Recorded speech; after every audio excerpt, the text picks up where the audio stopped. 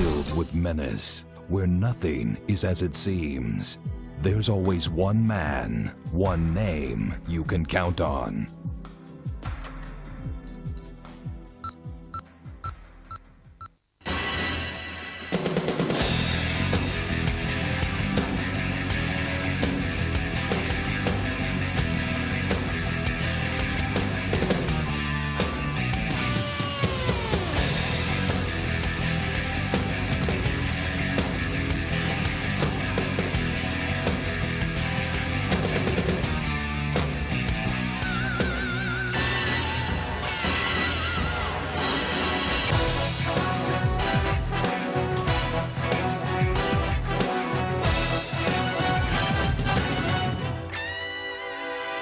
Coming this fall, James Bond 007.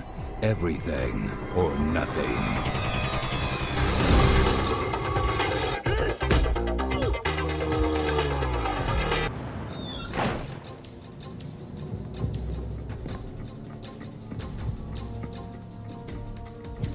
Hello? Anyone order Chinese?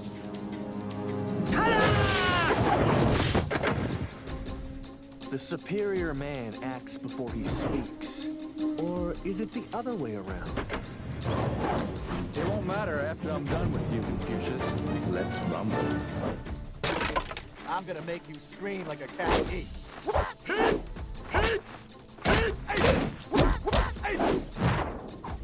Yeah!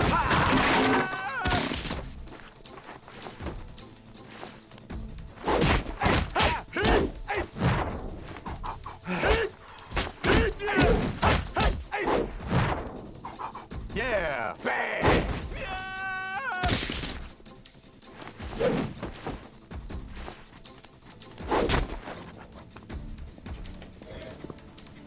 You saved me. I play he choppy good. Hey, he's getting away. Sorry about the mess. Hey, come back. Free drink.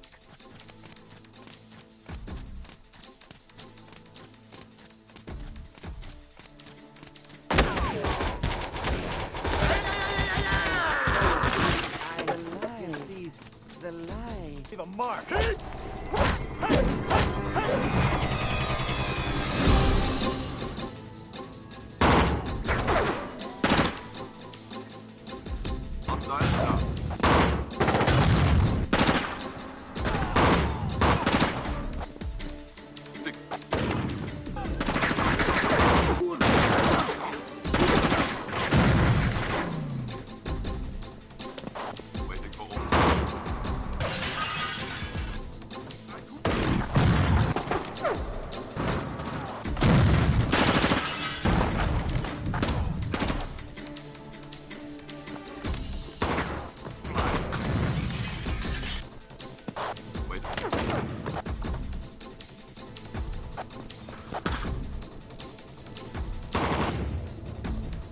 Got your 60.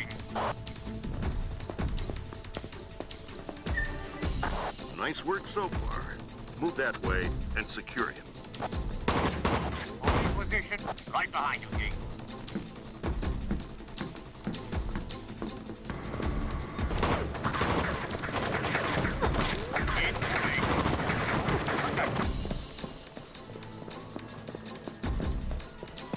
Contact.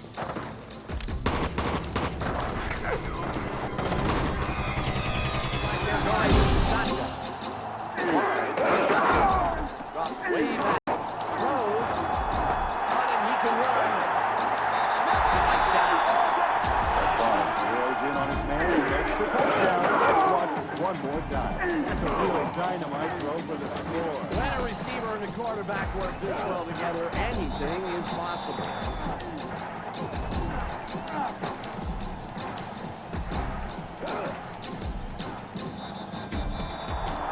One man back.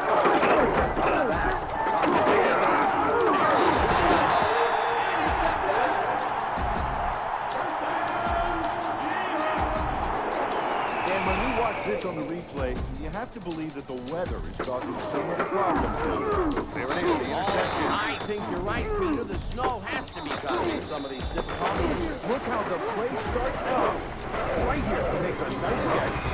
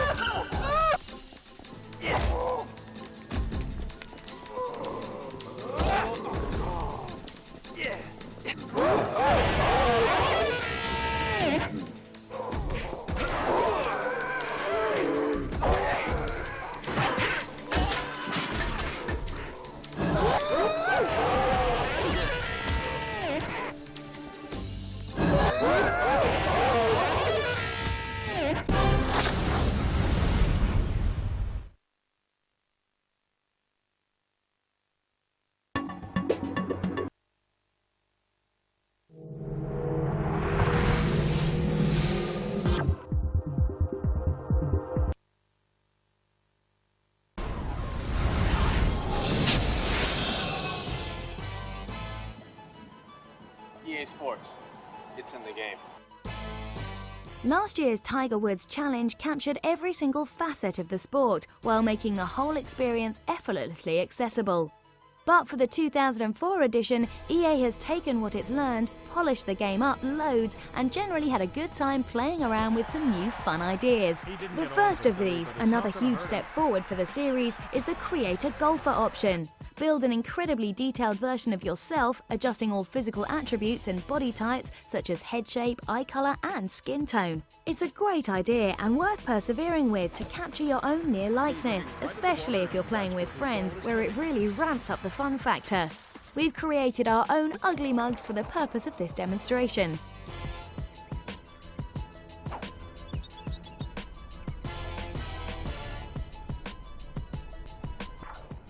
The new PGA Tour mode provides a staggering 52-week PGA Tour calendar of events for up to 10 seasons. Couldn't get any straighter than this. Here you can obtain sponsorship deals from real golf equipment manufacturers throughout your career and drive to surpass Tiger himself as #1 on the overall money list. All this golfing perfection is rounded off with a gargantuan range of challenges and new game modes that will keep you busy for months. There's long drive shootout, best ball, alternate shot, Stableford scoring and battle golf.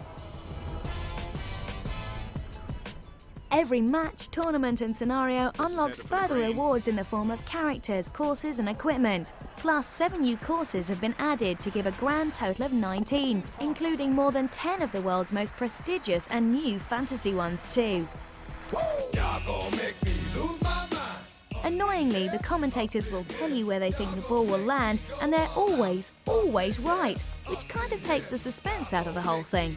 And for some mad reason, Electronic Arts has decided not to let you play online in the UK, even though the US version has people teeing off with each other all over the internet. Ultimately, no other golf game comes close to matching Tiger's 2004 Challenge, which offers the accessibility of 2003's outing with more superb character animation, gorgeous locations and comprehensive features.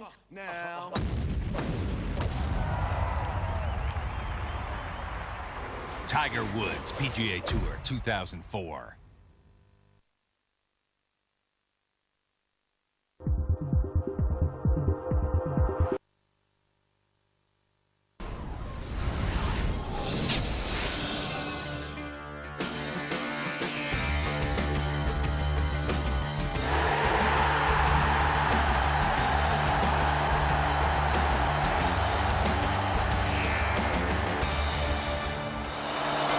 Club football stakes its claim somewhere in the middle ground between the greatness of Pro Evolution Soccer 2 and the officialness of FIFA football, borrowing all the best bits from both camps and adding some major new innovations along the way.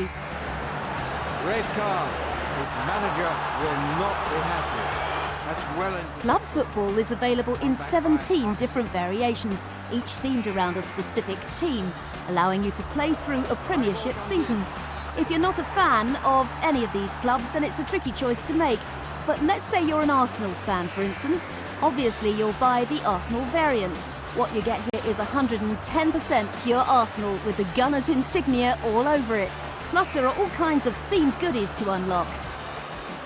Before you go anywhere, club football prompts you into creating your very own image within the game itself. A reasonable representation of your actual self is pretty easy to come up with, and you get a bank of points that needs to be divvied up into various skill categories. Finally, you can even choose your own commentary name from a huge list of pre-recorded voiceovers before heading straight on into the first game of the season. Schwartz. Sturcroft. Initially, you're just a squad player, so your first priority is finding a place on the team. A simple process, just switch yourself for one of the first team strikers or midfielders, as you'll obviously want to score all the goals yourself. You also get to fiddle with the shamelessly Pro Evolution inspired formation options if you want to, otherwise it's straight into the action. Thank you, Gary. Referee gets the match underway. Club football attempts to win the affections of Pro Evolution Soccer 2 addicts with a control system that's pretty much identical. It's all here and thankfully all laid out on the same buttons. It plays well too. Generally passing, tackling and running around is pretty tight, though the shooting can be a bit hit or miss at times, which isn't great, but at least it plays a better game than the unresponsive and imprecise FIFA. There's still considerable room for improvement in the finer points of gameplay, but Codemasters have created a rock-solid foundation for yearly updates. All we need now is full support for all Premiership and nationwide flavours. And even without live play, it's the best Xbox football game currently available. Go buy it.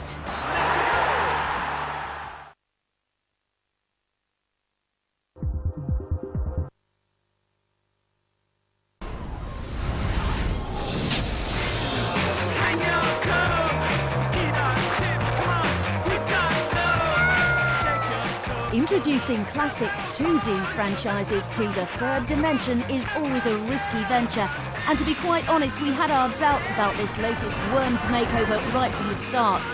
We knew it was a bad idea, destined for the sewers of failed gaming makeovers that lose that special something that wove the original so tightly together. You see, Worms had it all. It required both skill and cunning. You had to be at one with your Worms power gauge at all times, commanding an earth-shattering arsenal with chess-style lateral thinking.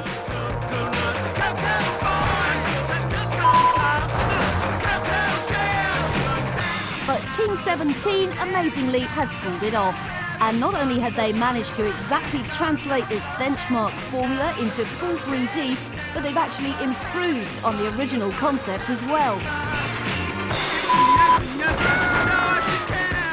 Instead of stripping away the genius afforded by the original's two-dimensional play, Worms 3D has survived the dimensional transition, and lobbing a cluster bomb still commands the same chaotic effects as it used to.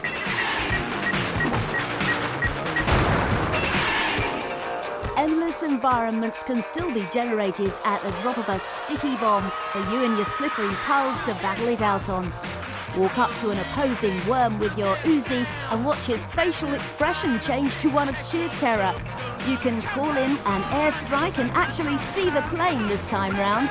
You can even use the 1-minute time limit to move your worm to a more strategic and perhaps safer location. Consider the multiplayer aspect too. No live play is an obvious letdown, but 4-player gaming will never ever be the same again. You even have to pass the pad around, a truly masterful finishing touch.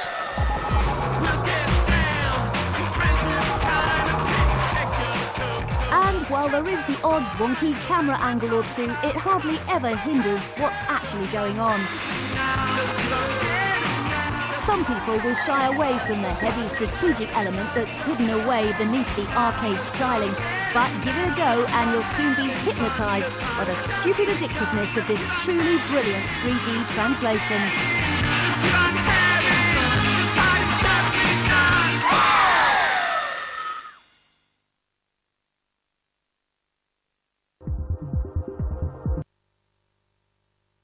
And you'll completely miss the target, flailing about like a buffoon as your wrestler lunges forward about 2 in-game yards.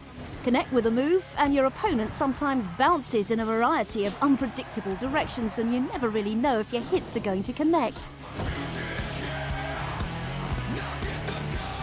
If it's pure looks you're after, then Raw 2 looks authentic enough. Well, just about. You get nice-looking selection of wrestlers and a saucy costume collection for the ladies. Everyone has nice shiny skin, muscles look muscular, and the faces, expressions and movements of the world's greatest athletes are all pretty good. But while the people look good, the crowd and surroundings are less so. The camera sometimes treats you to a nice close-up shot of the crowd members, especially if you happen to be fighting out of the ring, and it's not a pretty sight. Square heads bob up and down, and the flat-faced horrors stare into the camera with the true vacant expression of the American wrestling fan. The game's season mode is also a serious letdown, the sort of crusty old season mode we played in wrestling games 5 years ago. What you get here is a basic text screen list of matches with the odd cutscene of backstage action. You can have 4 players here if you want, all going for the championship together, but chances are you won't bother.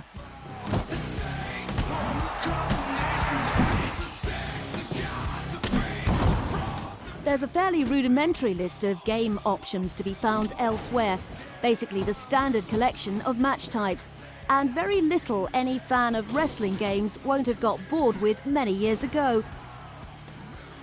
If you take your wrestling in the simplest possible fashion, the chances are you'll love it. But for people with half a brain, it's just too generic and hindered by ineffective moves and a lack of decent attacking options. Basically, the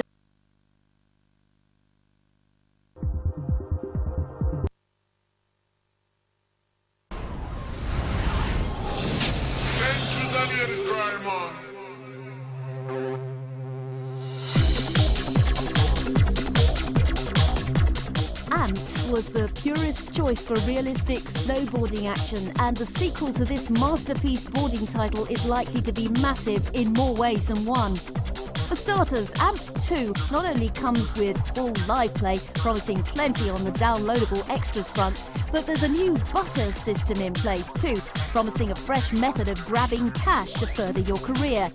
And just look at those mind-blowing visuals, with famed mountain vistas giving an incredible impression of freedom on the slopes. Hopefully it will all appear just in time for the season of goodwill to all men on Earth.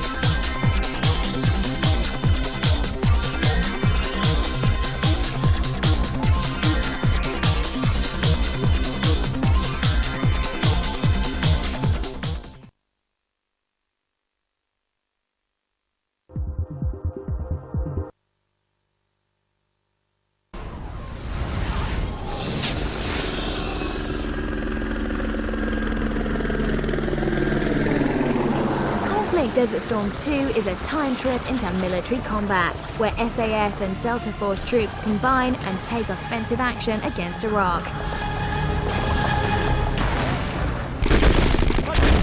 Desert Storm 2 is based on survival as much as assault, and rather than standing around like clueless cannon fodder, each soldier in your 4-man team will need to be positioned strategically, with the knowledge that as soon as enemies are alerted, they will spread out and attack with stealthy precision.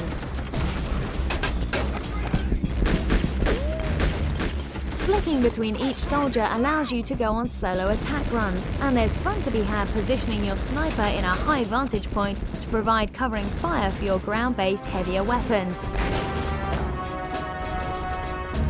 As well as using rocket launchers and traditional AK-47s to hand out justice, quieter stealth kills are rewarded with extra points and are well worth extra effort. Alpha 1, you have enemy heading for your position. Over. After the desert has been conquered, Further missions will lead you into a crowded bunker complex, for instance, where tough decisions have to be made as you provide covering fire for an air-based evacuation. Should you storm the advancing forces on foot, hold back with anti-tank rockets, or call in the airstrikes, presuming the soldier who can order an airstrike is still in the land of the living, of course. Roger that, Alpha 1.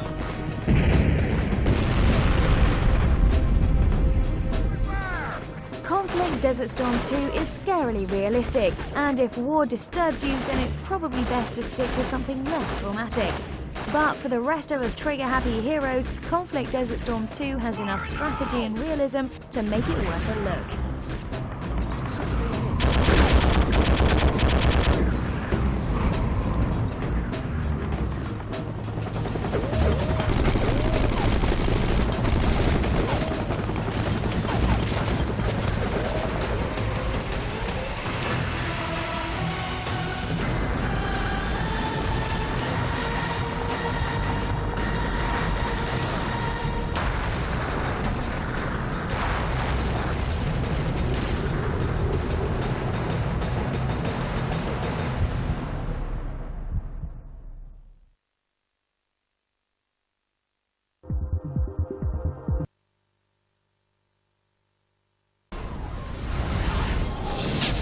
Your engine.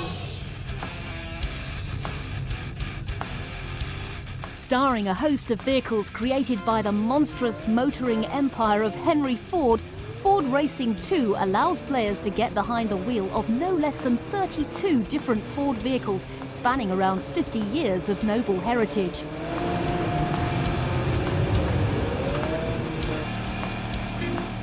The lineup of ancient classics and modern-day motors is a well-rounded selection.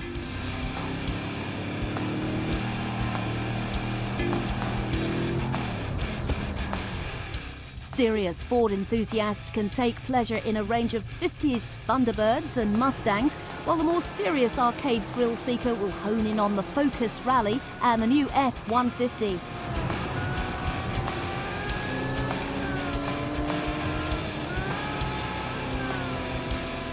Although we're promised fairly realistic handling, the feel is distinctly arcadey, which kind of makes sense given the fact that you won't be racing on real-life tracks at any stage in the game.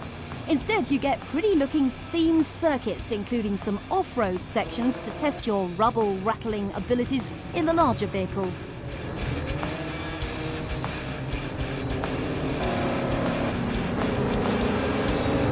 The more races you win, the more spectacular cars you'll unlock, until you reach the extra special Ford concept section.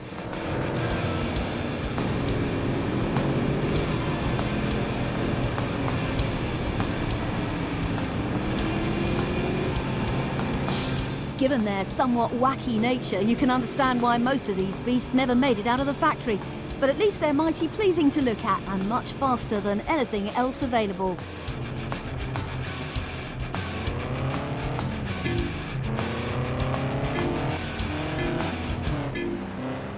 Ford Racing 2 is a fairly undemanding and fun driving title.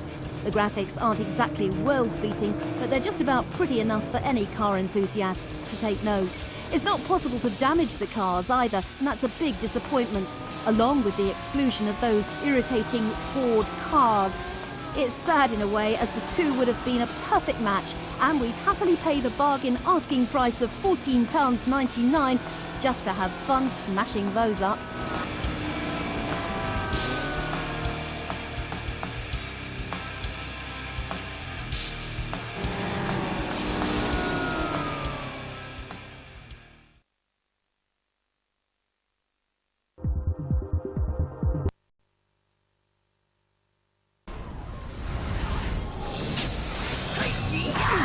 The high concept behind Alter Echo is actually quite a good one, so why then has it been sadly swallowed by an action romp of staggering averageness? Set in the year 2850, you take on the role of a young soldier. thrown into a mighty morphing ectoplasmic suit with the power to both manipulate time and distort himself into varying forms of weaponry. It sounds kind of crazy even for a mind-bending sci-fi adventure, but sadly the execution is something of a disaster. Still, there's always something happening. The levels are pretty short, action-packed and very well linked together. You're always spoon-fed information as to exactly what you're supposed to do next as well. You're told what to shoot, how to shoot it, and what to do afterwards, and there's a whopping 45-minute training mission beforehand just in case you're unsure of things. By the time this epic training session links into the actual game itself, you'll be climbing walls, morphing into a giant robot, and gunning things down every second. And yes, there's lashings of pretty special effects to top it all off. The way you morph from human to giant robot to weird crawling creature with prehensile tongue being a good example. You can control time too. Fill up your time dilation gauge by collecting the yellow orbs enemies leave behind, and your time warp mini-game pops up. Here, via a ridiculously fast puzzle game that lasts for around 10 seconds, you must link up a few enemy blocks to freeze time, emerging into some sort of hyperspace-altered reality background where you knife the enemies to death with one hit. The whole body-changing idea is superbly well done. You've got special moves galore, combos, guns, energy enhancers, and loads more homing, locking, exploding and shooting toys. But it's all a bit too easy though, and you'll slash your way through without dying at all. If you're after some easy, no-brain gaming, it's more than enough. But the stilted, predictable script and repetitive, uninspired level design make for a very standard action romp that's spruced up with a few interesting, if badly executed, ideas.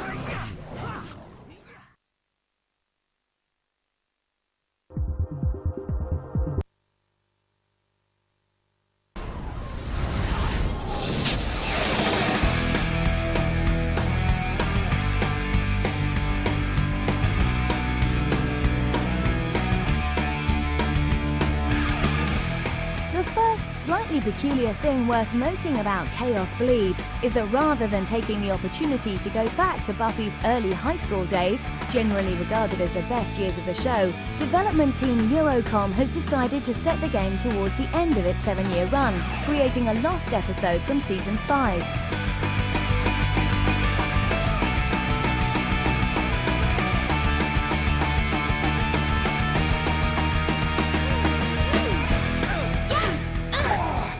The game is spread across several large chapters, with each chapter being played out from the point of view of one of the playable protagonists.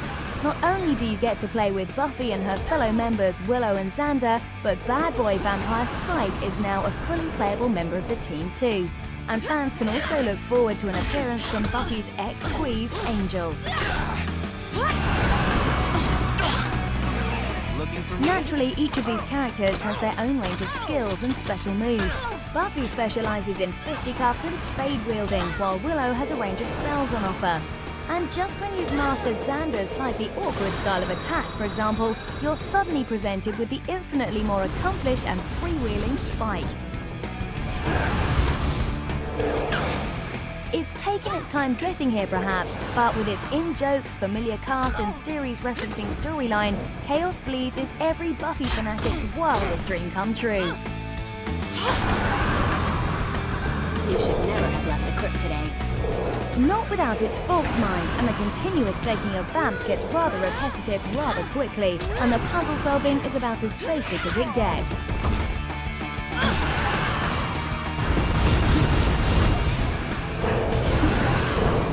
But at least it all looks great, from the recognisable locations, Buffy's house, the magic box, and the strangely less than final resting place of Sunnydale Graveyard, to the big, well-animated characters, sporting more than just a passing resemblance to their real-life counterparts. In short, it almost feels like you're watching an episode of the programme itself.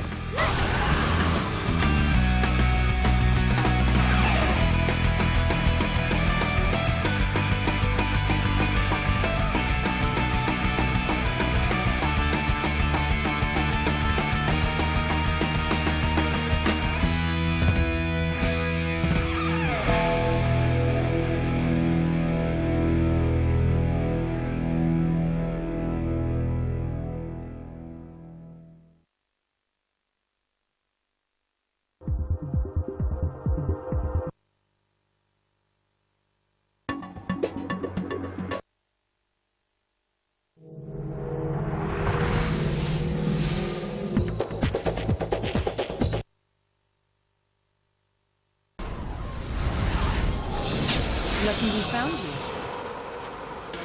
Yeah, very lucky. The first thing that players of the original games will notice is that this is no longer a turgid point-and-click adventure. Good thinking, George. Not very subtle, but it worked.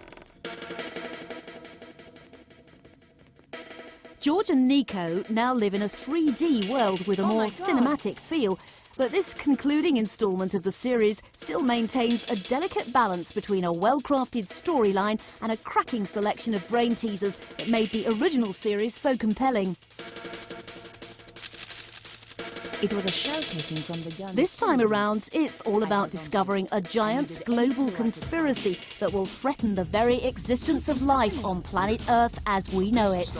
Paris opens a secret door in the Congo. But before you actually discover what the elusive sleeping dragon actually is, you'll have to make your way through steaming jungles of the Congo and onto more familiar European locations such as Paris and Prague. Gameplay constantly flips between both protagonists at the most cliff-hanging moments, and Sleeping Dragon gives you complete control over your character and context-sensitive commands, which basically amounts to hammering away at the relevant button each time the situation prompts you into doing so. I can see you. Okay. Whatever you say. But while the pace of play may not suit everyone, the action does step up a gear when George and Nico are finally reunited and undertake the adventure together.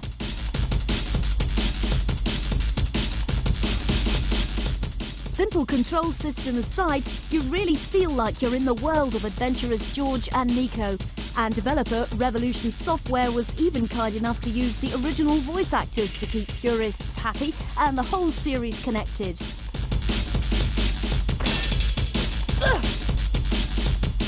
The virtual actor technology makes non-player characters that much more believable too, and you'll need to interact with as many as possible before you discover what's really going on. While topping the success of the previous titles is always going to be a tall order, Broken Sword the Sleeping Dragon looks set to give long-standing fans and newcomers a very special adventure indeed, providing a fine example of how a game can keep you hooked throughout. It was scary, but it was working. Come back, you salope!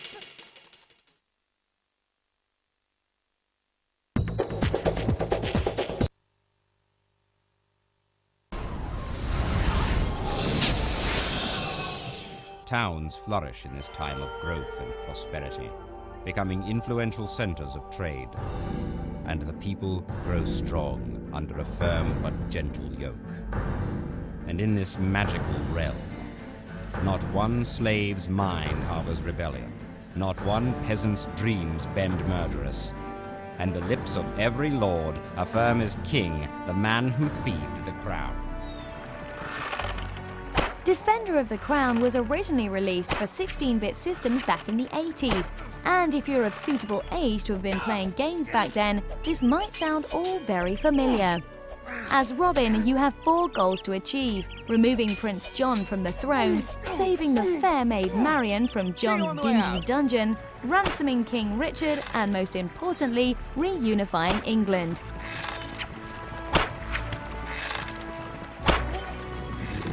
Starting with a strategic overview of Sherwood, play commences with simple controls and decision-making. In fact, things couldn't get simpler. Your first task as Robin is to rid a wealthy merchant of his ill-gotten gold, using your legendary archery skills. And from here on, you'll learn the necessary skills of swordplay, army management, and full war. Successful raiding opens up new and bonus missions, introduces new characters, and expands the gaming regions throughout England into 19 individual territories. Each territory is further split into separate counties that you must control in order to take command of the entire territory.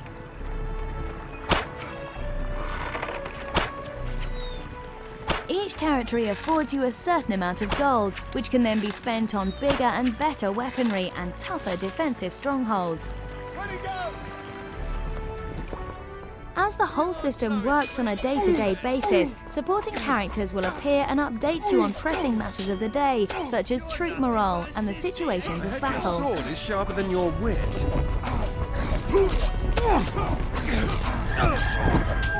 Take up the lance against Reginald. Defender of the Crown is more of a board game hybrid than a fast-moving action title, and given the background of medieval folklore, this could easily be ruined with cliches and the obvious stereotypes surrounding Robin Hood's colourful lineup of merry men.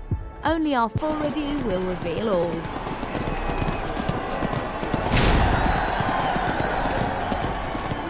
Guards, these men are traitors. We would they were executed immediately. But wait. What is the meaning of this? No! A new day in England, indeed.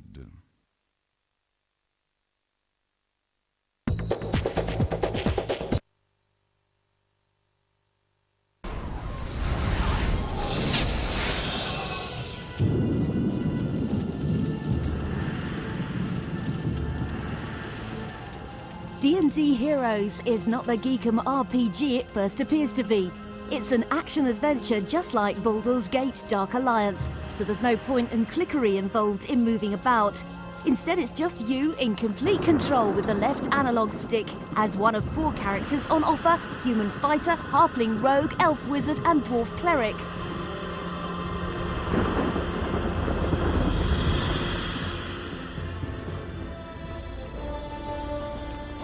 Naturally, each character has varying abilities, and gaining experience through general adventuring will increase all your vital stats, including strength, dexterity, intelligence and wisdom. Fortunately, you don't have to actually understand the intricacies of the D&D ruling systems to get into the swing of things, and it all boils down to good old hack and slashery as you vanquish foes throughout the course of your quests.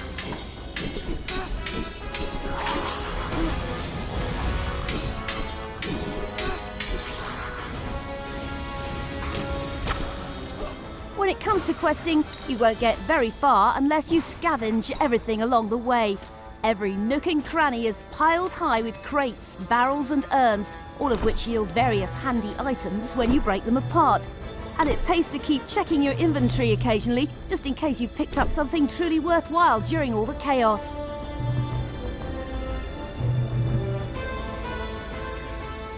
In between all this thwacking are the puzzles. Aside from basic switch pulling and obstacles that require timing to clear, characters appear from time to time, offering to help you on your way if you complete a few simple tasks beforehand. Nothing too taxing, mind. Finding a missing item, locate a gem or two is pretty simple stuff, but essential if you're to progress any further. They're after the Ankh of Evernear, but it can't fall into their hands. Far more interesting are the enemies themselves. You're always massively outnumbered when it comes to brawling, of course, and it's no good running away, as they're a lot harder to get rid of when charging in groups of 10 to 15 at a time.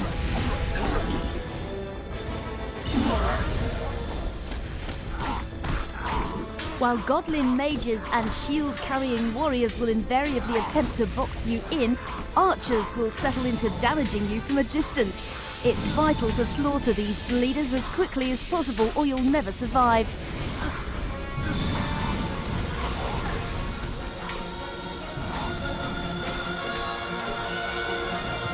Baldur's Gate Dark Alliance coupled beautiful sword-based slashing with an almost endless character upgrading system.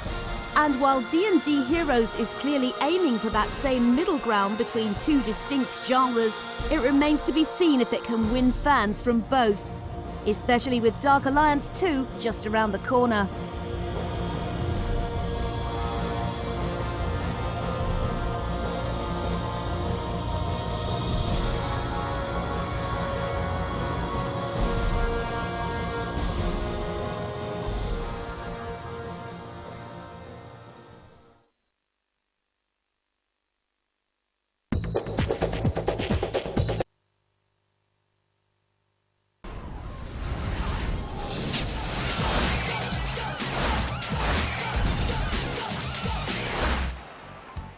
The daddy of all basketball games is back on court and set to rule the roost once more with its own brand of turbocharged super-fast hoop action. Keeping to the same button-mashing action of the originals, NBA Jam ups the on-court action from 2 to 3-man teams. It features players from all 29 official NBA teams, along with a wealth of famous personalities from the last 50 years of basketball. What's more, you can get a ton of special extras, including mini-games and unlockable secrets. The revised airplay system now provides even more spectacular dunking opportunities than before, and when you consider the amount of airtime each player gets, the potential to pass the ball around in mid-air before it's slam-dunked home is almost limitless. Couple this with 700 odd moves and you've got uber amounts of airplay and hoop-based acrobatics. By performing a variety of these skilled moves, players build up their jam meter. Once you've attained the maximum, through relentless shoving, stealing and dunking, it's jam time. Here, all manner of craziness abounds, and once your player's reached his hotspot, gravity-defying finishing moves are played out with heaps of slow-mo trickery and fancy camera work. And when you get bored of the numerous tournaments and exhibition modes on offer, NBA Jam goes retro, capitalising on the popularity of old NBA stars in Legends mode. Select a trio of pro players and you can travel back through the decades, and each era, from the 50s through to the 90s, showcases the relevant outfits, moves and environments of the time. Some of the matches are even played out in black and white. The only thing we can see standing in the way of NBA Jam's dominance is the equally impressive NBA Street Volume 2 from EA, which is quite simply the best basketball game ever. The court is set for a shootout of truly gargantuan proportions.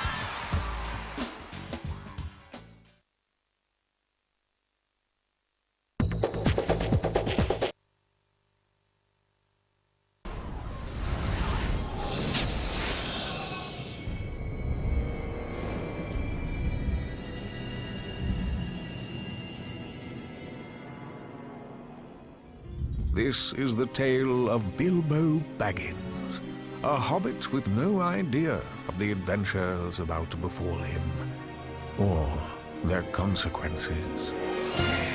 My precious! It must know the way out!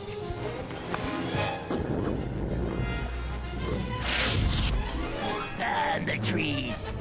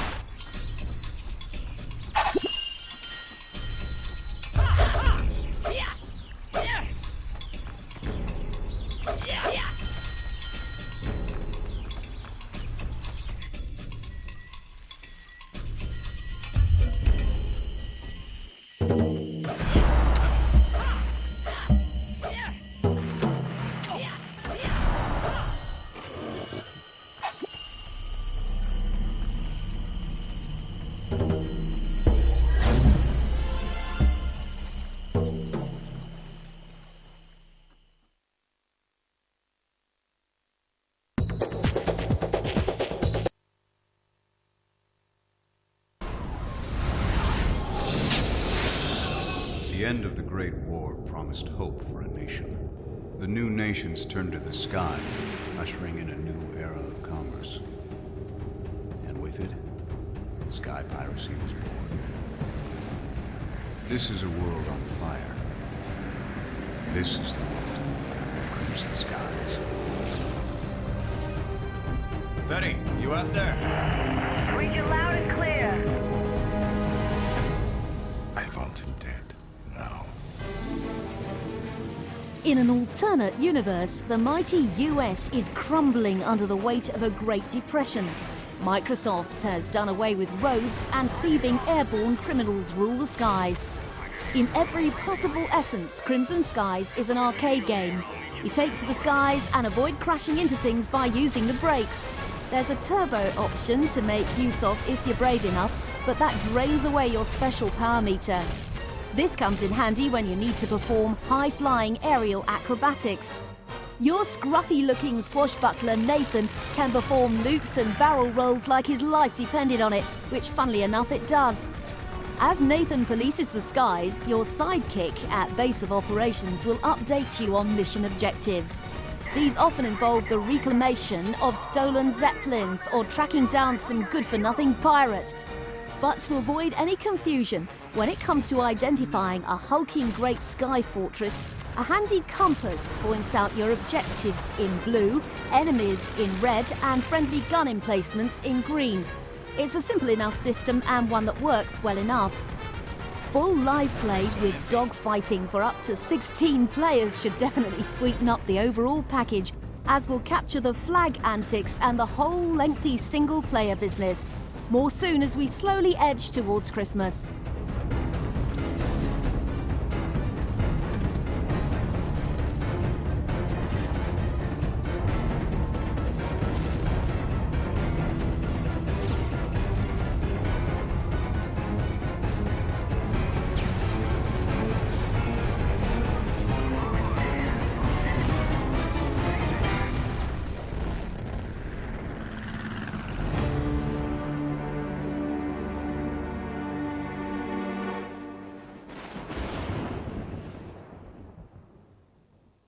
I hope you don't mind if I leave my socks on. Maria?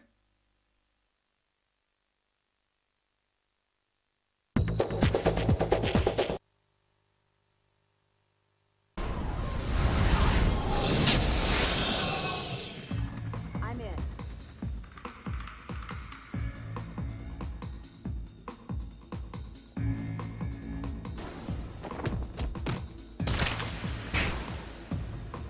Sam Fisher may have sneaked up on Solid Snake as the #1 stealth operative, but Nikki Connors is about to break cover with better-looking thighs. Rogue Ops drops you in the strides of a former Green Beret girlie out for revenge after terrorists took out her family. She's desperate for an apology, and the best place to find one is the subversive Omega 19 organisation responsible for the attack. It comes as no surprise that stealth is obviously the main fighting component, but at least Rogue Ops provides an interesting twist on the standard formula. On sneaking up behind an enemy, a meter appears, and once you're fully committed to the bloodless kill, you'll have to input a succession of combo directions on the D-pad before a timer runs out. The string of combos varies in length depending on how full the meter is. For instance, the longer you take to ready yourself, the shorter amount of time you'll have to punch in the combinations. Fluff this up and things start to get messy, and there'll be clearing up to do afterwards. Pull it off, however, and you deliver a bone-breaking sequence of hits which ensures a stealthy getaway.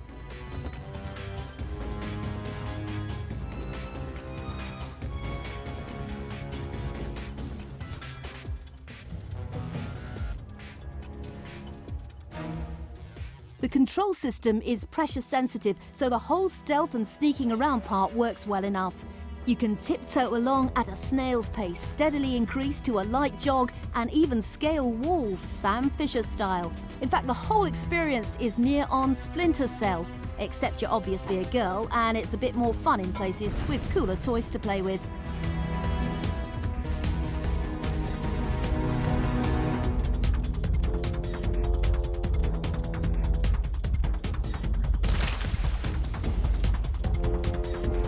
Nikki has access to the usual array of stealth operative gadgetry, special vision goggles, for instance, that turn night into day, and handily enough alert you to the presence of hidden traps and obstacles.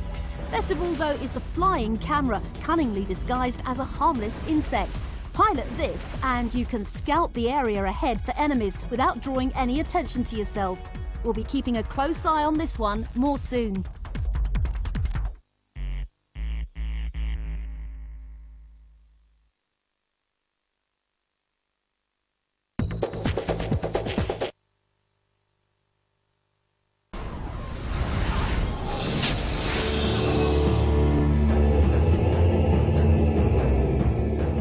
never fully understood the popularity of card-based hobby gaming, but all that could soon change, as Magic: The Gathering is set to become a full 3D adventure strategy game, exclusive to Xbox. All that remains are the memories.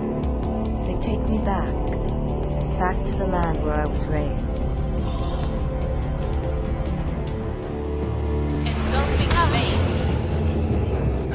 Those spellcasting biddies at Wizards of the Coast have licensed their extremely successful card game to development giant Infogrames.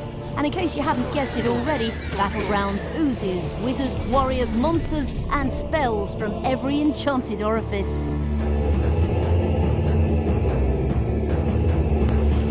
Goblin hero. Engulfing Goblin hero. Played out on an equally divided battleground, the basic idea behind the one-on-one gameplay is to master 5 colours representing different attacking, defending and healing properties. And by combining various enchantments, as well as shifting your minions around the level and picking up mana crystals to power spells and summon goblins, you can eventually reduce your opponent's life from 20 down to zilch. Engulfing The inclusion of countless schools of magic that govern literally every element of play adds a never-ending layer of strategy. Best of all though, it's playable live with real-time combat that promises to move at a much faster rate than the turn-based tabletop original. Surely you can sense our excitement. Their battle touched off a maelstrom that engulfed us all. The world crumbled and the vermin inherited the earth.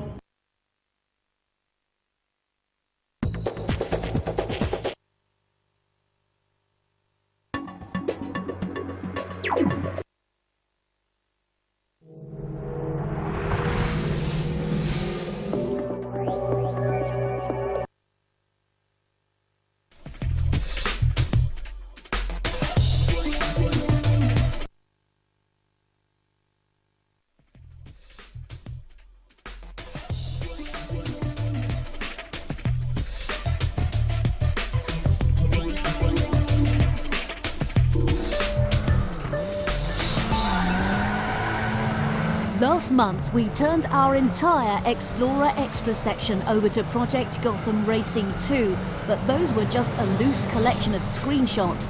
This month, we've made serious progress. Gotham's Kudos system, where you're awarded points for driving either well or dangerously, still remains the core gameplay concept. The more kudos you earn, the more vehicles, skins, tracks you can unlock.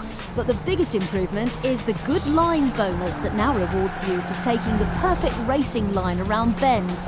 So if you weren't overly keen on Project Gotham's reliance on power sliding, Gotham 2 has the power to win you back. Graphically, it's far superior than before, right down to the very last detail. The buildings are less flat now, displaying the essential detailing of windows, pillars, balconies and doorways. The skyscrapers in Chicago are pretty damn shiny too, for instance, as are the ancient cobbled streets and alleyways of Florence, Italy. It all looks lovely and each worldly location really comes alive. And just feast your eyes on those cars. If you press your face against the TV screen hard enough, you can actually see your reflection in the windscreen. Well, maybe not. But what we're trying to explain here is that you won't find lighting effects put to better use in any other driving game, period. What's more, you actually get real men driving the cars, all the cars in fact. Gotham 2's scorching lineup of motors really does include some sweet-looking rides. There's an entire Ferrari section, including the new Enzo and Dino GT models. You can also get to drive the Porsche GT2 and BMW Z4, among other exclusive high-performing vehicles, all fully licensed with realistic damage modelling. Yes, Project Gotham 2 is going to be quite amazing. Doubly so if you're wired up for Xbox Live, as your performance on each of the 92 tracks in the one-player game will be ranked on Gotham 2's online scoreboard. Better still, a ghost car of your performance is uploaded after each race too, so anyone can download it and watch your amazingly rubbish lap played out before them. Gotham 2 is by far the biggest and most comprehensive racer yet. Prepare.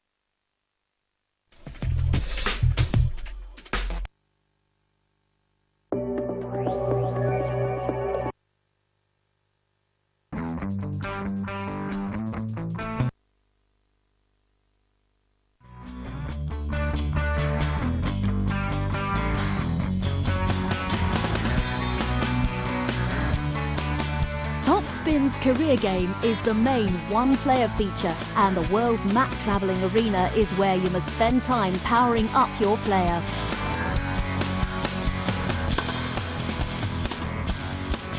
Heading straight into a career match, you're instantly disappointed by how slowly the players react and how weakly your guys return the ball. But that's only because you need to acquire the necessary skills first.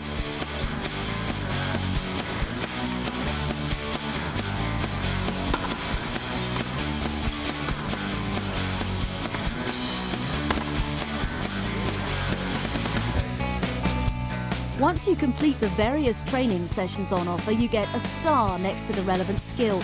Get a few of these and you can select a special ability to add to your skill list, which makes you even better still, adding abilities like enhanced service returns and harder topspin shots.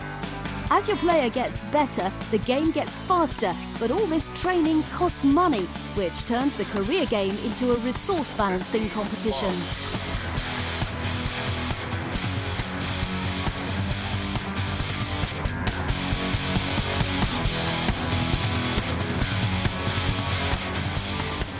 Best of all though, Topspin isn't just about pressing the A button to return the shot.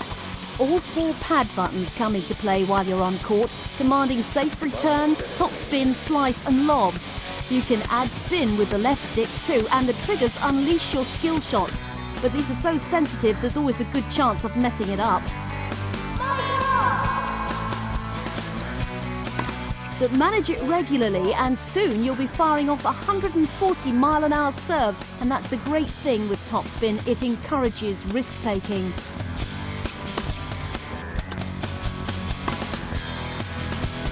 As with most games on Xbox right now, the online element is muscling in on the single-player aspect. The character you create, improve and nurture into a world-class player will be your main representative on Xbox Live. Although it feels a bit like cheating when you load up your career-enhanced superstar against some poor online newcomer. But then again, it also feels so very good to win.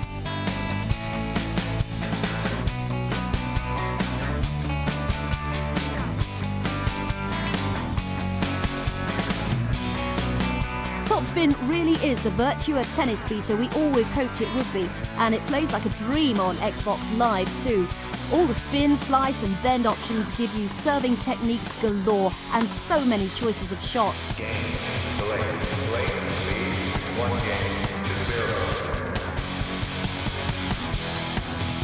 Another bonus is that it all looks absolutely gorgeous. Watching as your player twists and adapts to the action really is a beautiful sight indeed. Power up your player, go online and stay there. It's the best online sport of all time.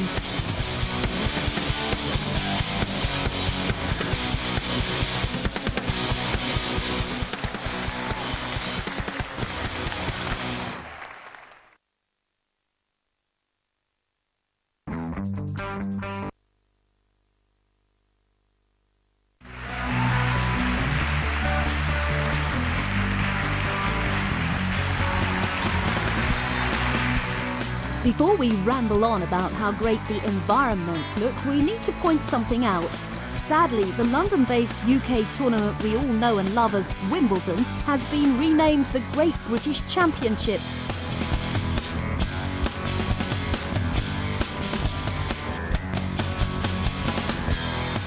It still manages to look authentic enough, and we haven't seen grass this real since we gave up our farming jobs, but somehow it's just not quite the same. Obviously then, there are some things even Microsoft can't buy, and our All-English Tennis Club is one of them.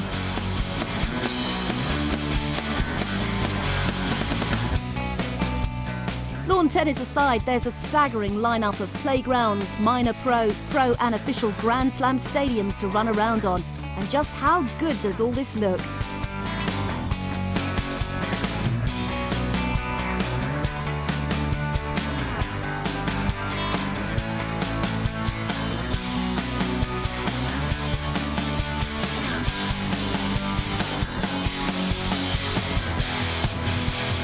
We know that Virtua Tennis had some nice effects, but compared to all this, it now appears decidedly lumpy.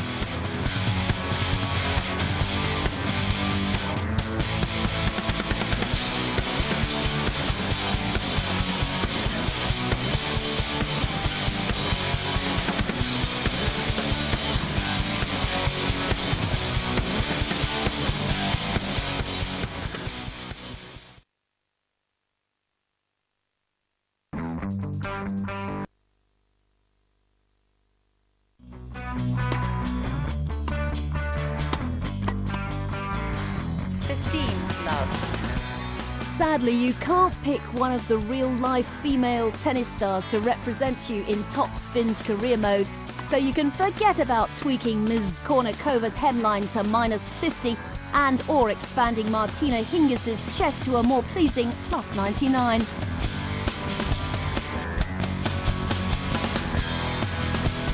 Strangely enough, you're given a choice of 16 DNA strands from which your unique player is created.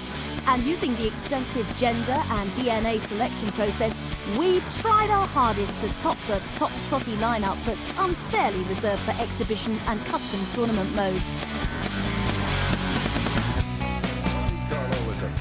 As you can see from the results of our work, we really tried hard to avoid the obvious cliches. Hideous afro-haired women with Pinocchio-style snouts and Dwayne Dibley dentistry. But despite a quick nip and tuck in the sculpture department, a tidy makeover in the salon and a few adjustments to the vital stats, there's still no way we're going on Xbox Live with that.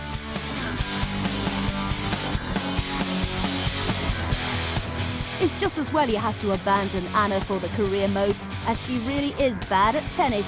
Sorry Anna, but that's the truth according to Topspin.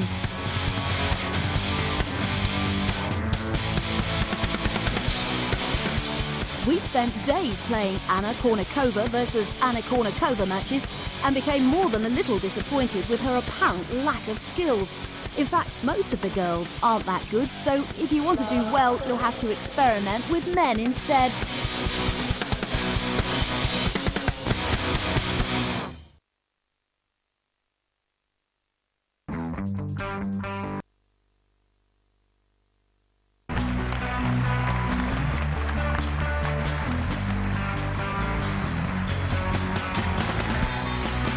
There's always a high probability that you'll mess up at some crucial match-winning stage. And if you want to act like a miserable, moaning old goat, then Topspin accommodates.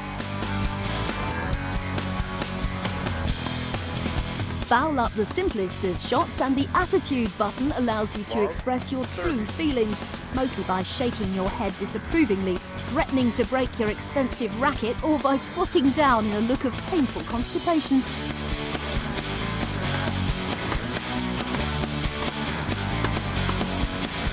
Likewise, once you hit that perfect strike zone and start rattling off those 140-mile-an-hour swerving shots, you can punch the air in satisfaction and work the crowds into one giant frenzy of tennis appreciation.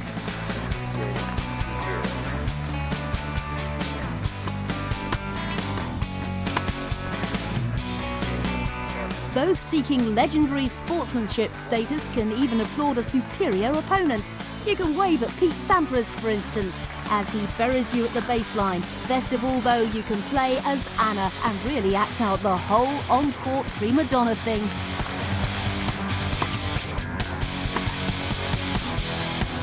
Love 15.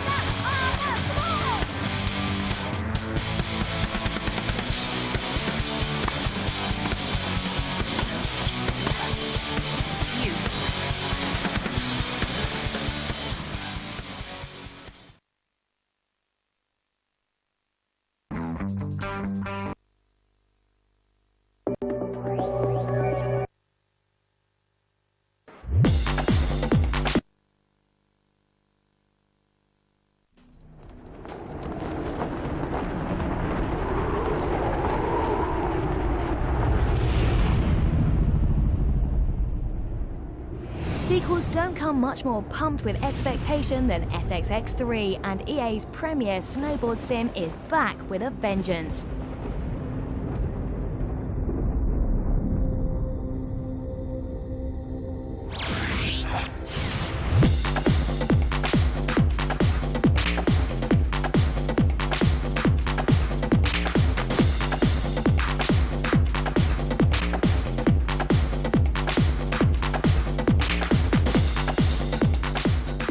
Boarding now takes place on one giant mountain, which can, at least in theory, be raced all the way down for tens of minutes at a time. And it's pretty much the same mix of speed, stunts and super Ubers that we enjoyed before. Except, of course, it's been given more than just a lick of paint this time.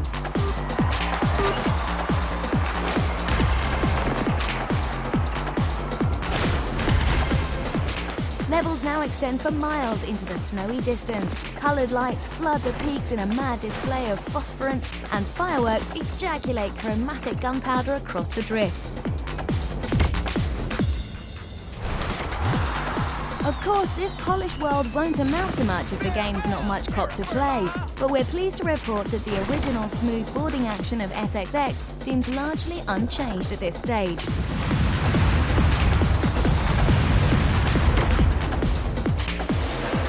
The enormous mountain down which all of the 17 multi-route courses run is packed with a healthy roster of over 100 Tony Hawk-style challenges to keep even the most experienced SXX player busy twiddling their joypads.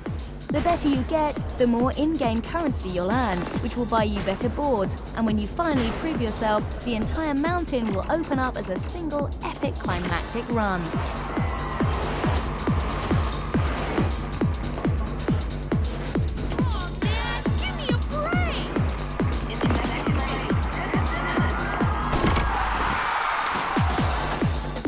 While there are glimpses of greatness here, much has changed on the PS2 Extreme Sports front since the original first blew us away. This new sequel has a fair amount of catching up to do, and with 2 years of development behind it, it's almost a shame that the game will remain resolutely single-player, leaving the door open for anyone to challenge in the online area until version 4 arrives.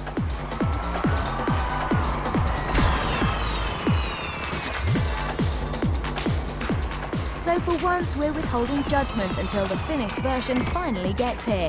We'll review the product of EA's hard work when it's released later on this year.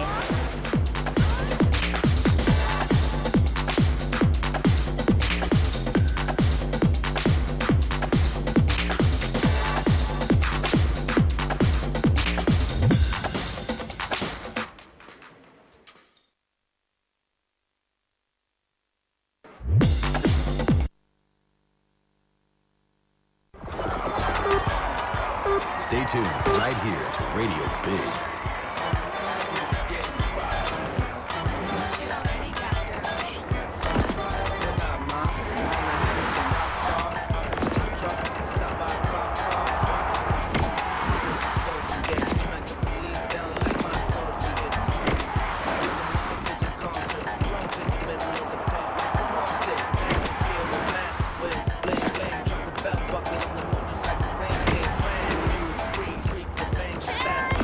Cheap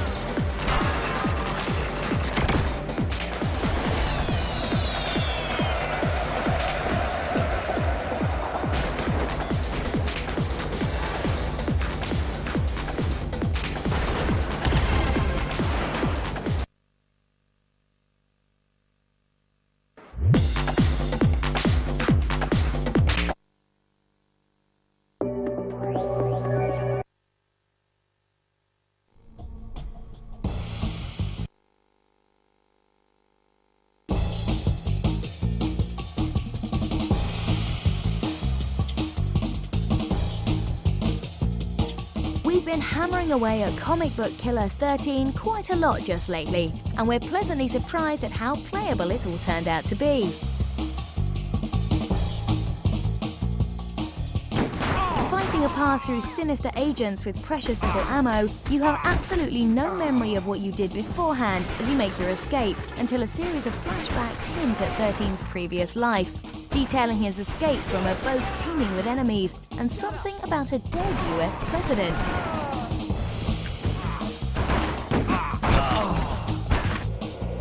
Those who played last year's Gungrave will recognise this new style of shooter, but this is far more fast-moving.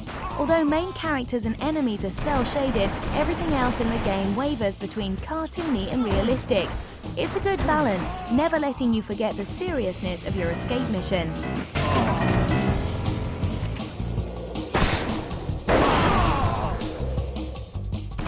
Displays some really cool touches, gimmicky for the most part, but useful too at times. Fire off a round into an enemy's head and you'll see a string of captions as he expires in gory death. Stand still for a second or two and you'll activate your heightened senses, and you'll be able to hear guards walking in different rooms.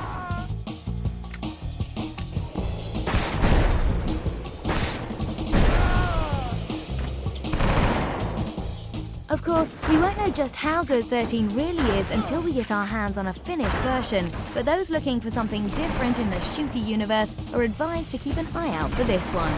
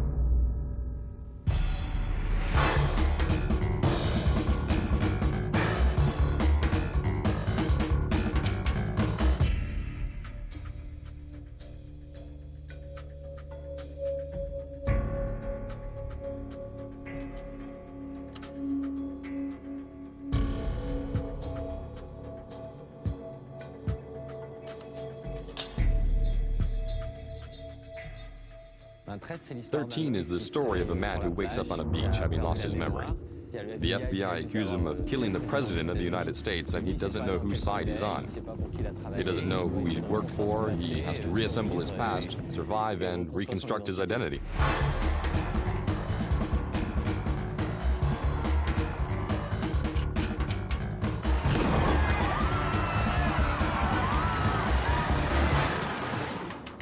In fact, this was UB's first shooting game, so we had to buy in an outside engine, the Unreal Engine, which was used to make a lot of very well-known games. Once we had that in our hands, we worked on it for 2 years to add loads of tools to create an original graphic style. It was a dream come true. We were working on something that had never been done before.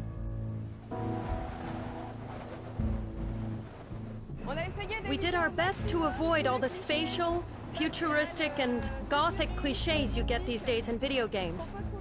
I think we succeeded in creating something really novel.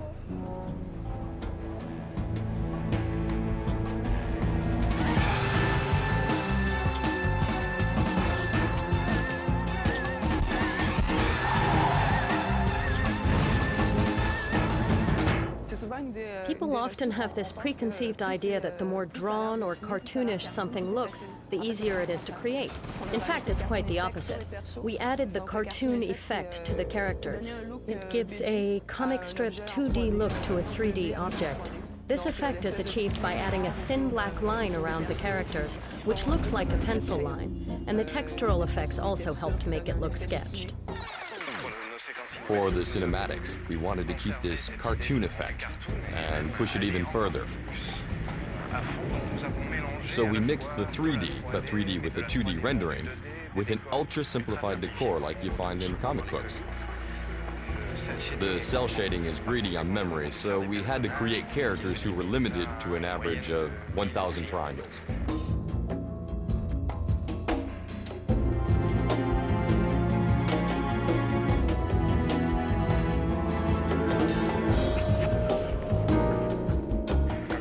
Since there are more than 60 characters, that meant quite a lot of work. It took up a year and a half of my life.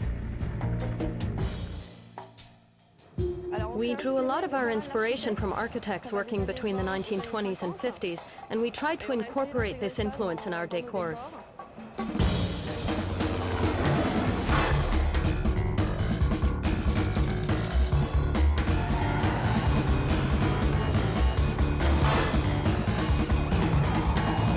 '13 is inspired by a French comic book series, so we worked with the original artist to design the characters and had the scriptwriter ensure that everything we did in the game was faithful to the original. A lot of the game's spirit comes from the comic book. The hero is a kind of anti-James Bond. He isn't bristling with gadgetry. He gets by with whatever means he manages to come across. Some gameplays are based on this principle. If you have a character moving behind a wall, you can visualize him and anticipate his movements with the sound of footsteps that are displayed on the ground. You can also take characters hostage to use them as human shields.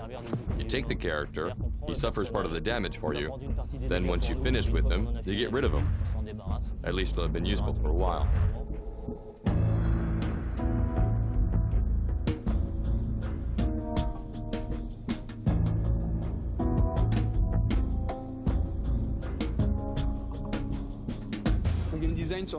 The 13 game design was influenced by the graphic universe and the use of pop-ups, which appear either to warn of imminent danger or to inform you that you can collect important items.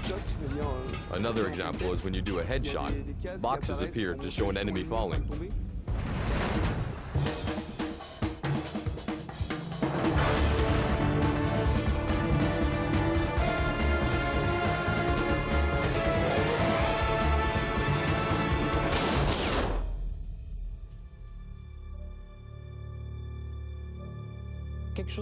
Something I'm particularly proud of is the interactive music, which really syncs with the action following the gameplay. It's never linear. When you're on an infiltration mission, you walk and the music's calm, then the fighting starts and it really gets carried away.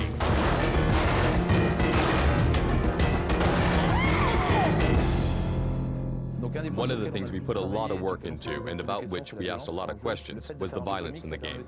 By producing a kind of comic book game, we were able to approach the violence from a different direction. Instead of gore and guts, blood and fractured bones, which everyone's seen countless times, we tried to create little cartoon-style scenes with different special effects and vocal utterances. The deaths are a little more overdone, but in the end, you don't take them too seriously. 13 looks like a great action game, but if you don't move around too much, it also looks like a comic book.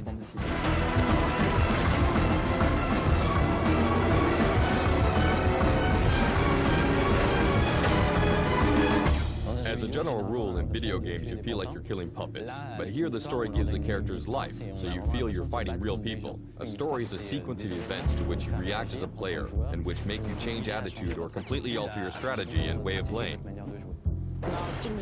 We use a very strong musical style, which draws on the 1960s and 70s, with composers like Lalo Schifrin, for example. We mix all that up with more recent loop-style music, and the result is really fantastic.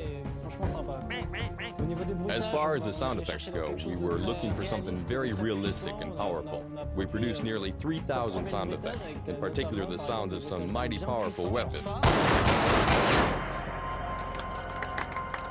All in all, it's pretty good.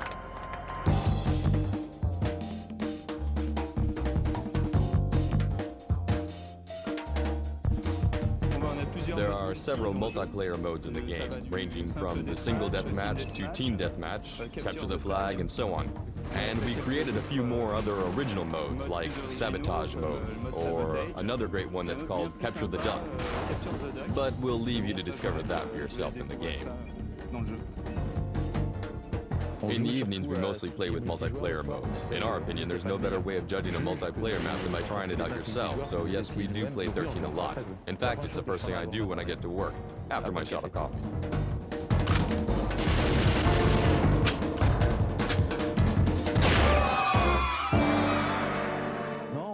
Yeah, it's really great. You begin to get a taste for weapons, you enjoy handling them. Me, I really like that's for the bloopers.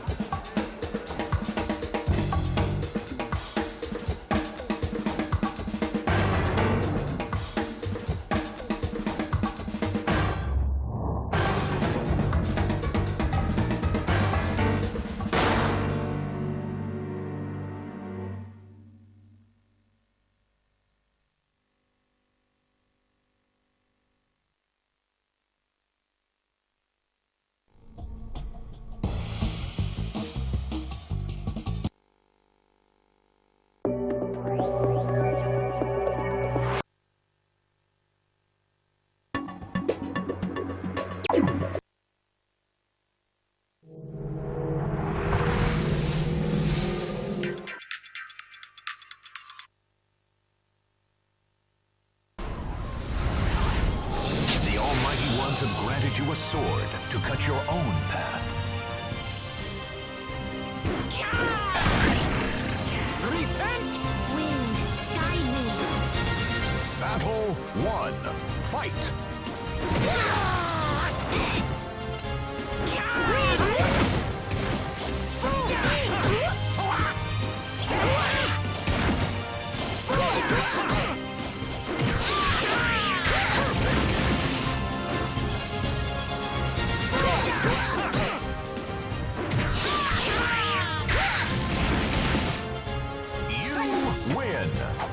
Overconfidence is the greatest enemy.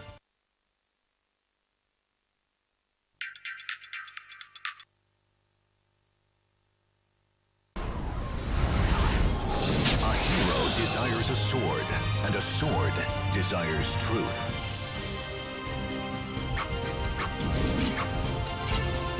Quit now! If you want to live! Battle 1. Fight! Win!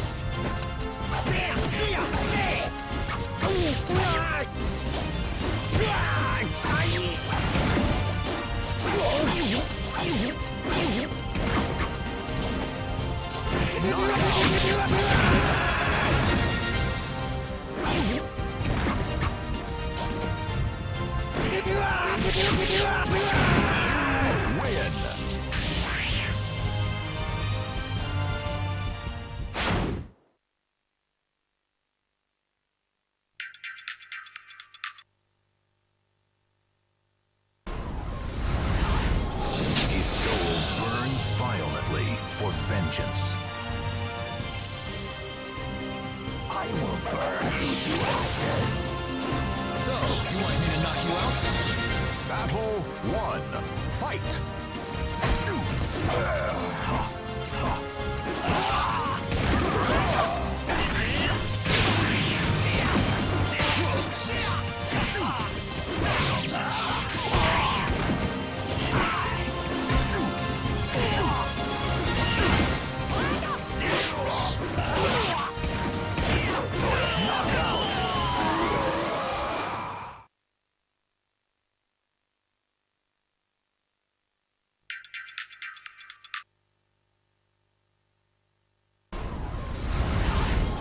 Entrust your noble soul in your sword.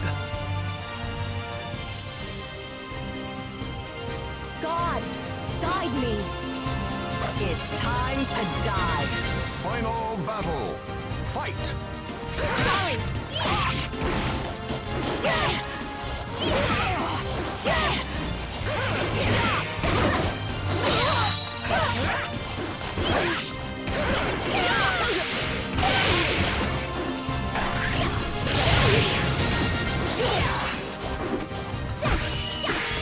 Sorry.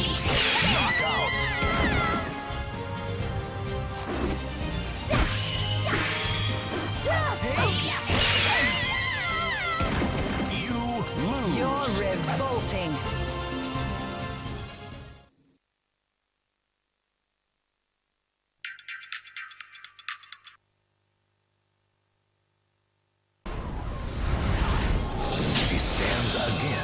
the start of a new legend.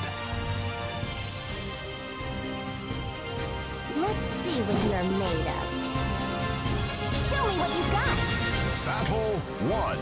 Fight!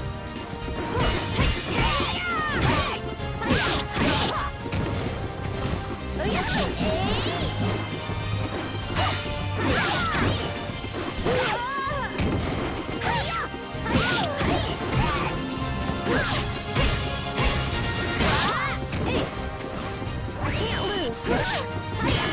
Knockout! I can't lose! You win! That's what you get for not paying attention.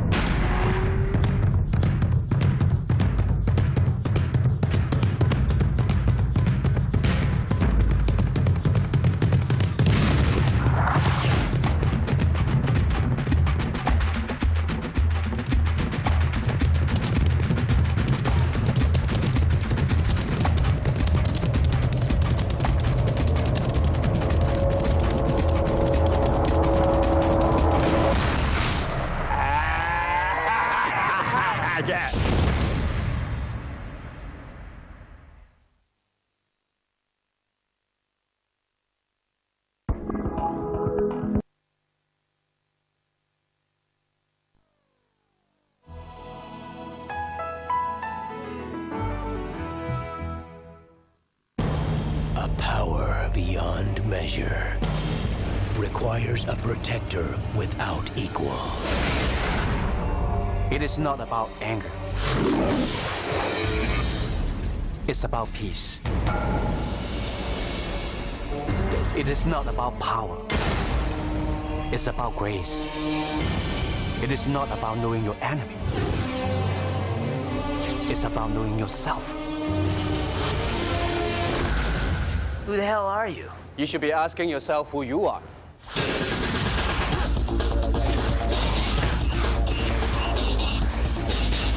The one entrusted with the power must do anything to protect it.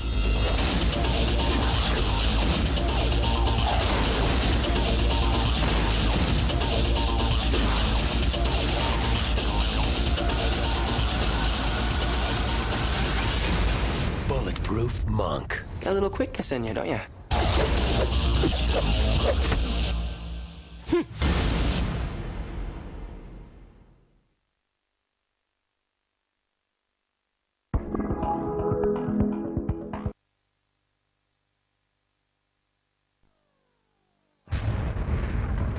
Gentlemen, we're gonna have to put you back in. Your prime objective is to extract Dr. Lena Hendricks. It was a routine rescue operation. Get your people together. But behind enemy lines, everything can change.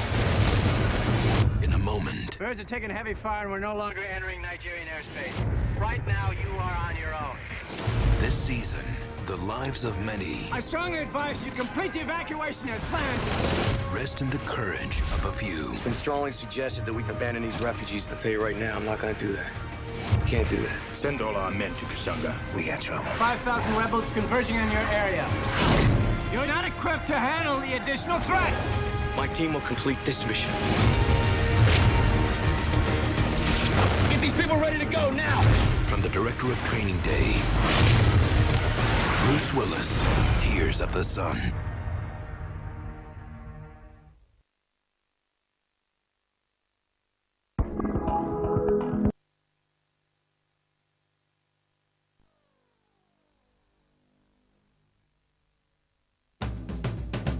How much money did you wake up with in your pocket this morning?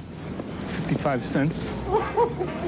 If you're going to lead a life of crime, you better know what you're doing. You know Leon? You fellas know Riley? You guys know Perro? Anybody know a safecracker? This is the story of a heist. 300 G's sitting in a safe. The plan was simple. I teach the circular saw method. He says it could be his Bellini. Malinsky. Bellini. Bellini. Bellini. Bellini. Bellini. Malinsky. I think I'm gonna be sick. For $500, I show you how to do it. What could possibly go wrong? He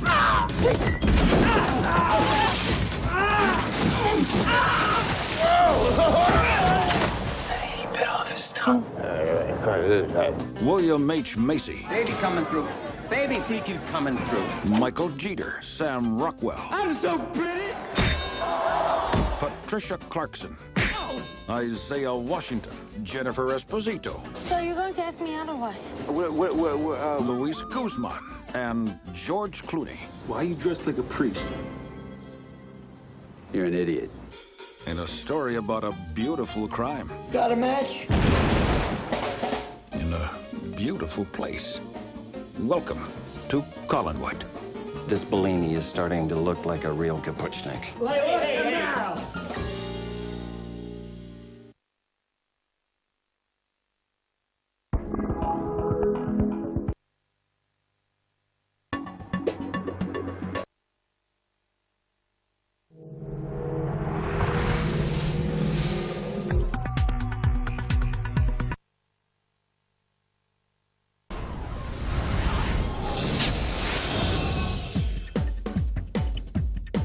The line between Hollywood and video games continues to be blurred with advances in technology.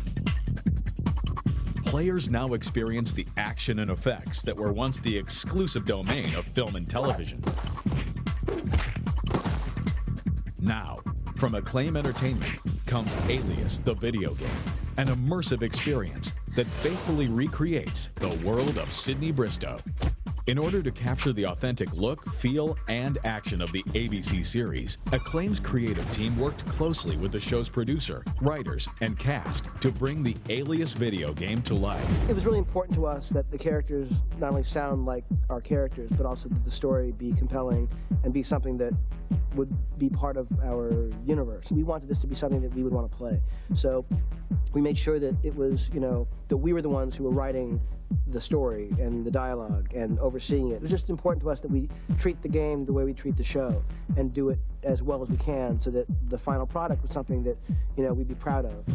Acclaim enlisted the show's cast members, including Jennifer Garner, Michael Vartan, Ron Rifkin, Victor Garber, Carl Lumley, and Kevin Weissman as the voices for their virtual likenesses. Yeah, but if I go back through the security corridor, I'll get nailed by the cameras. For the cast, while working together on ABC's backlot to film the series is commonplace, coming together to help create the video game proved to be an entirely new acting experience. Our writers and producers wrote these lines, so these are things that I've said a million times or things in the vein of what I would say every day. I mean, tomorrow I'll be saying these lines. This is a female protagonist who is out there taking care of herself, in charge of her life. If she needs to, accomplish something in a mission, she'll do whatever it takes. And you can tell, even in the video game, that she's smart and strong and just an all-around cool chick. One of the clips I saw, which was completely freaked me out, was I guess Sydney just standing there in her character. I mean, no one was playing, so the character was just sort of in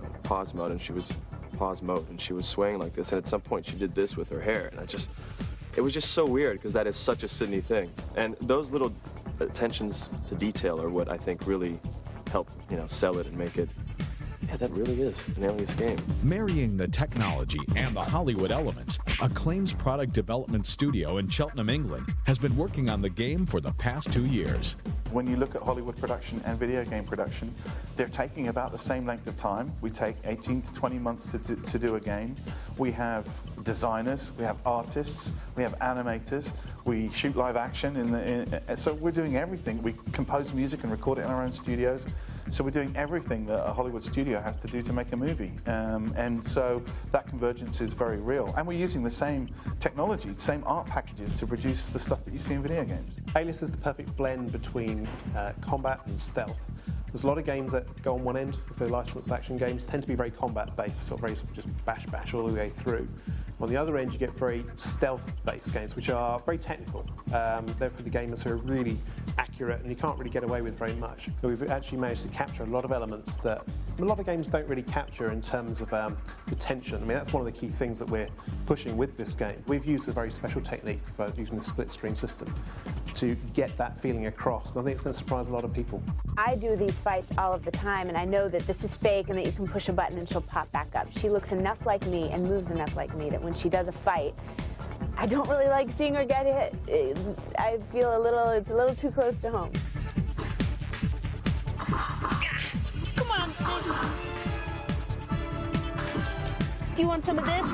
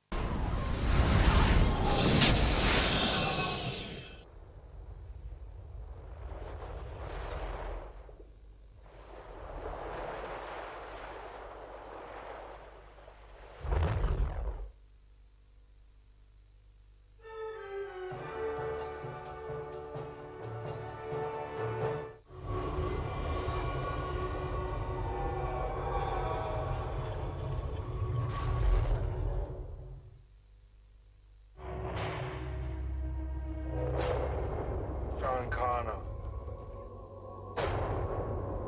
It is time.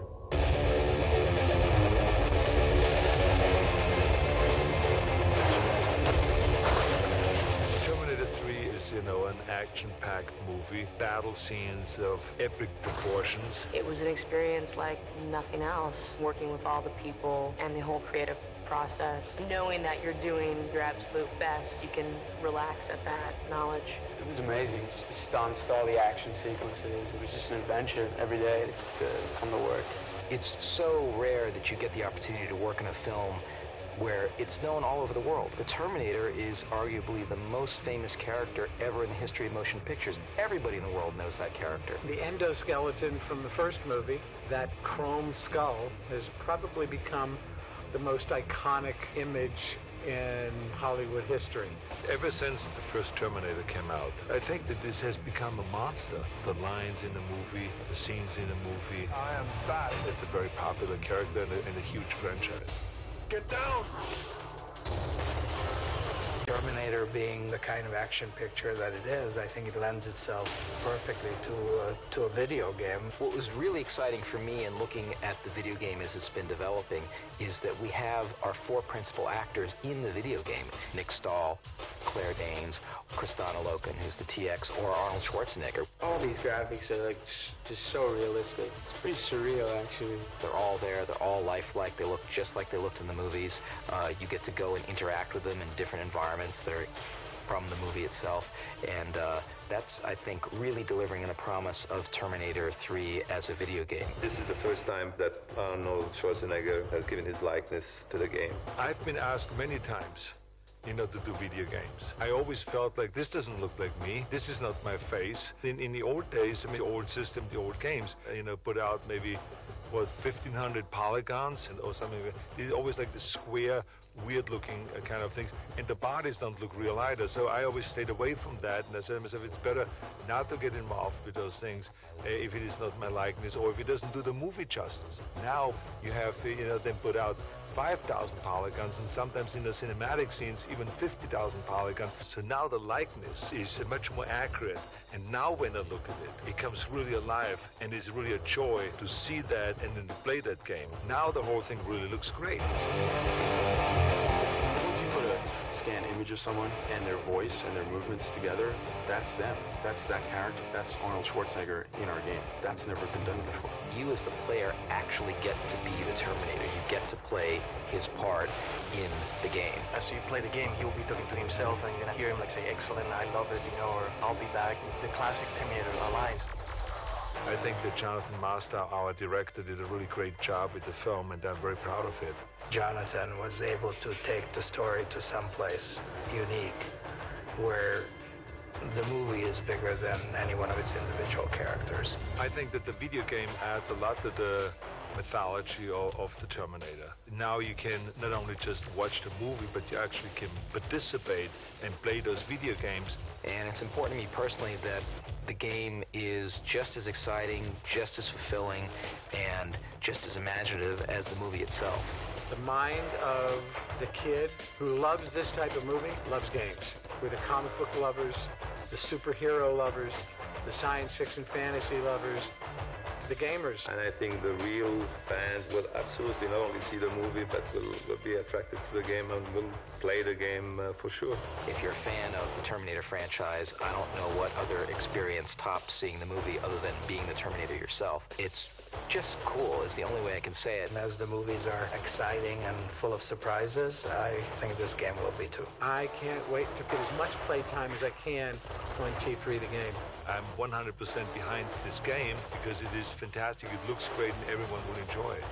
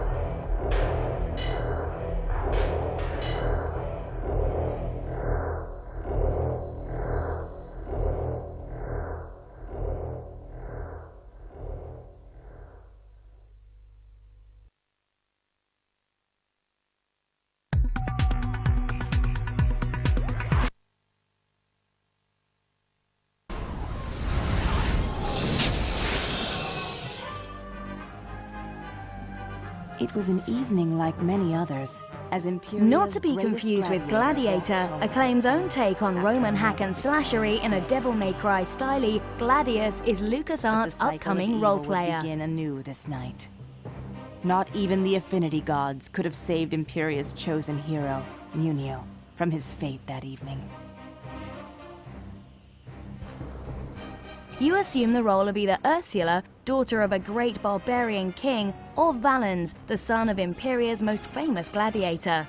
And as you might well expect from a game based entirely around blood sports, you spend most of your time fighting things.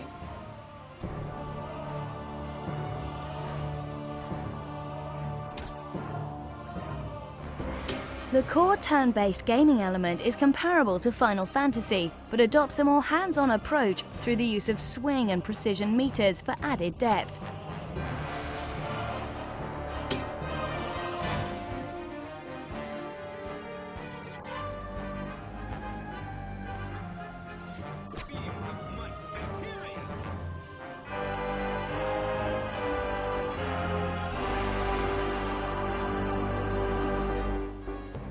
Best of all, though, is the promise of 4-player cooperative, allowing you and 3 mates to carve up the opposition in one giant offering of blood.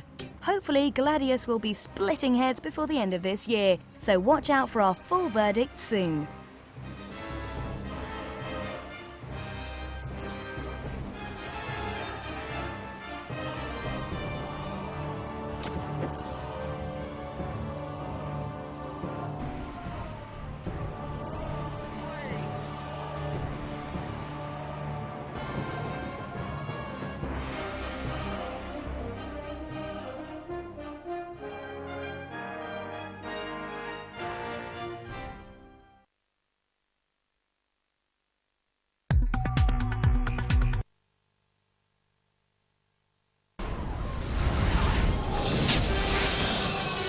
The following is a special presentation from ESPN, the worldwide leader in sports.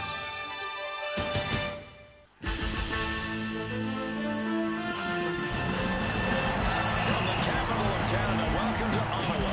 We're at the Corel Center, home of the Senators. It's NHL hockey here on ESPN, and tonight we're expecting a great matchup in this exhibition game. Bill Clement, my partner, joining me, Gary Thorne, as we get set for all the action. Defenseman who can score. You love to watch him play. Tonight you're going to get a chance to see 2, and they'll be on opposite sides of the ice. All right, getting ready at center ice for the face-off. We're getting this one started. Let's get it! Win the face-off. Up, gets hit at center by Hagenwald. Now at the point, Brodeur gains possession in the defensive end. Over to Rapolsky from Brodeur. Langenbrunn has it across the red line. He shoots it. Oh, man, take a look at this save here. He got it with his glove. I mean, the guy's good with his glove anyway, but when he doesn't even have to move it because his positioning is so good, what a bonus. Billy, take a look at the replay. You can see that's exactly true. You look at the limited amount of motion required here to knock this puck down.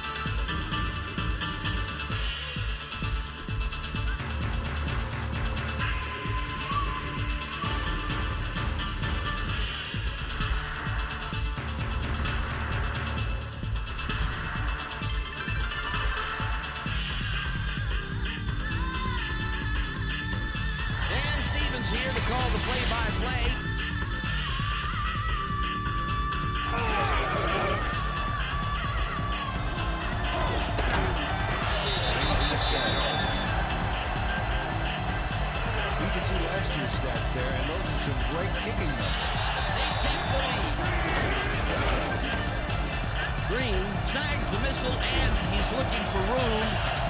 Breaks free. Finally popped out of bounds at the 10. That will obviously bring up the first down. Almond Green makes the catch, but watch here what he does after the completion. Caught and now fight for more yards. You can't coach that. A nice run after the catch, and that's what they expect from him. Heck, that's his job description.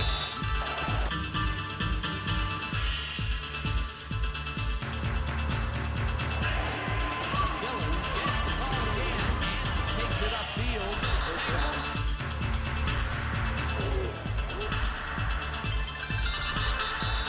Third down with two tight ends to the right. Green gets the call again and heads upfield. Brought down at the 3. That will obviously bring up the first down. Troy Dillon catches an outbound flight there to get the yardage he wanted. Fantastic play. You have to admire a player with that kind of athletic ability.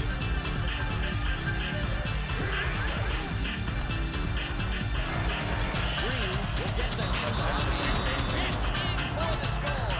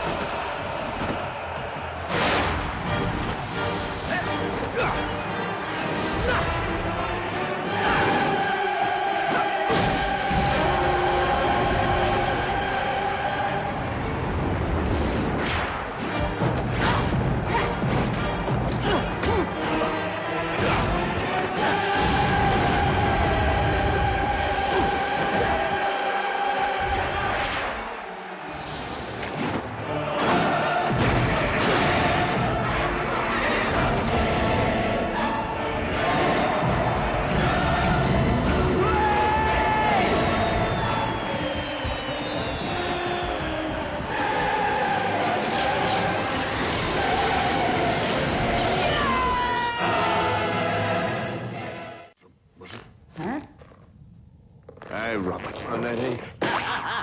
Yeah. Huh? Wobble fight?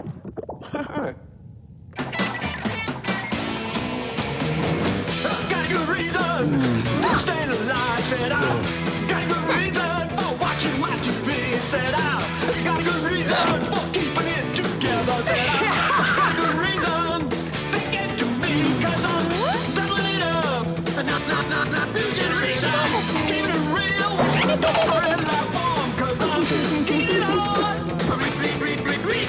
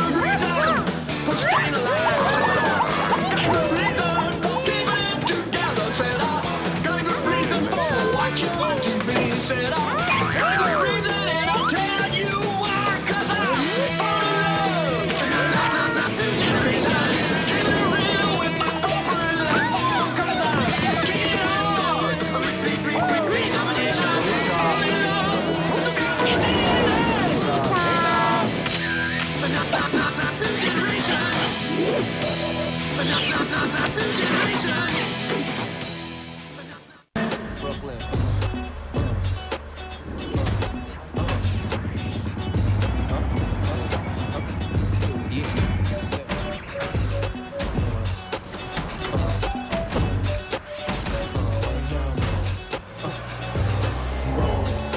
Go to Cedar, stash in a dash, hold two heaters, block eye, put holes through beaters, ghetto fast, go through cheaters, thuggin', jeans and tins, big, lean the friend, ride, but never on teenage rims, and I keep a chick face between the limbs, styling, y'all heard about my chick game, I'm on the parquet, you see me as a Nick game, blame me, I tried to hit those, look at the hurt, your eyes is flip up, here's a new way to go, listen to the two-way, you learn to go. Holla back, youngin'. Holla back. Holla back, youngin'. Holla back. Holla back, youngin'. Holla back. Holla back, youngin'.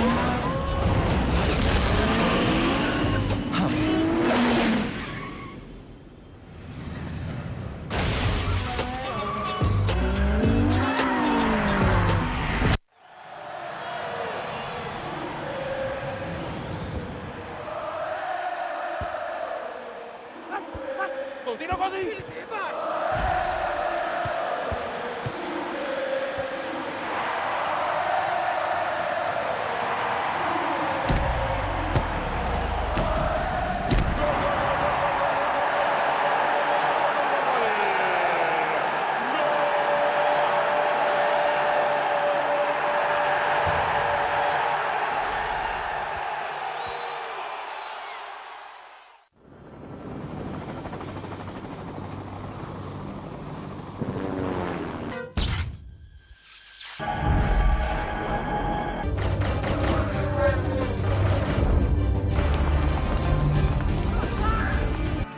An invisible weapon for an invisible war.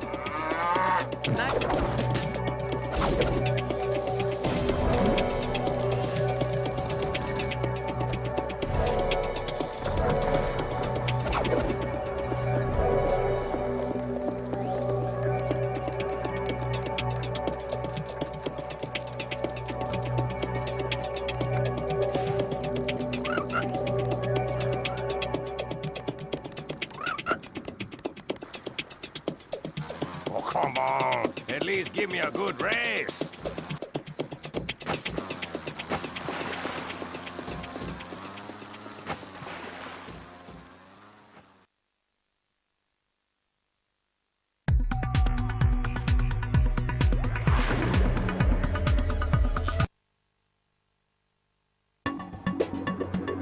You